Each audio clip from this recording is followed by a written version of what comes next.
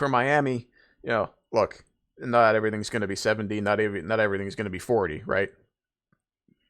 This is just an aberration this week. They put on a show. The biggest takeaway for Miami.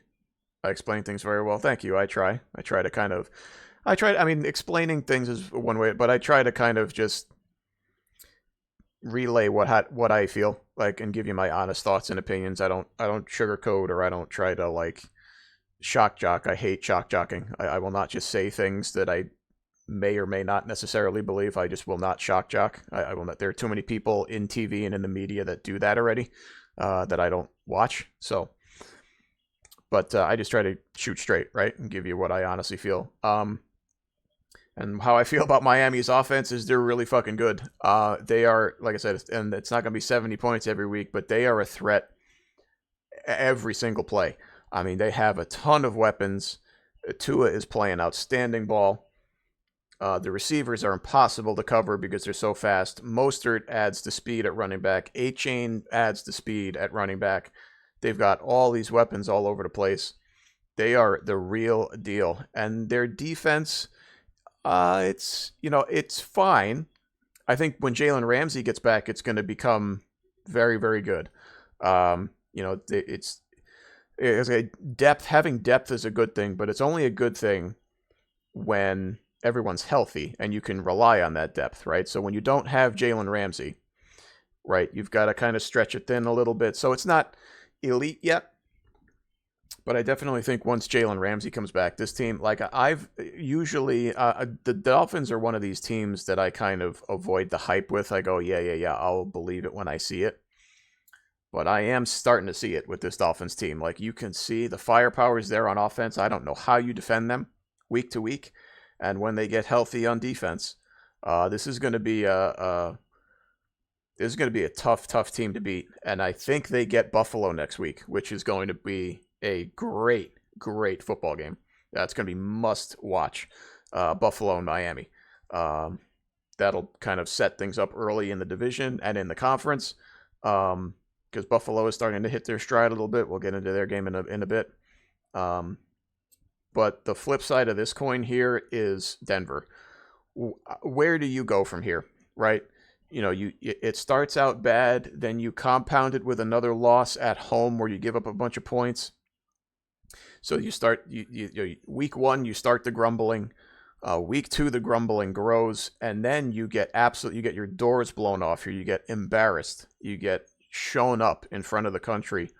And now what? Now what do you do? You brought Sean Payton in. The reason you brought Sean Payton in here was to turn things around and to get things right with the offense and put wins on the board. And here they are, 0-3. They look terrible. I don't care about the heroics against Washington. They were down big in that game too before making the comeback. Where do you go from here? I don't understand. Like, the whole point of bringing Sean Payton in was to change the culture, and it looks like nothing's changed, right? So where's the apology to Nathaniel Hackett, by the way? Because it clearly wasn't a Nathaniel Hackett thing, because they're doing what they did last year. They're losing. And instead, worse, now they're getting embarrassed. It's one thing to lose. It's another thing entirely to get embarrassed while you're losing. I don't know where they go from here. I don't really know. Defensively, Miami's hard to stop, but I mean, you got to try. Stop turning the ball over. Stop making bad play calls. Put the ball in the end zone. Be aggressive and show a little effort. I don't know where they go from here. I really don't. It's a bad situation. And Russell Wilson, I just. Where is it? Did the Seahawks maybe make a good call chopping him loose when they did?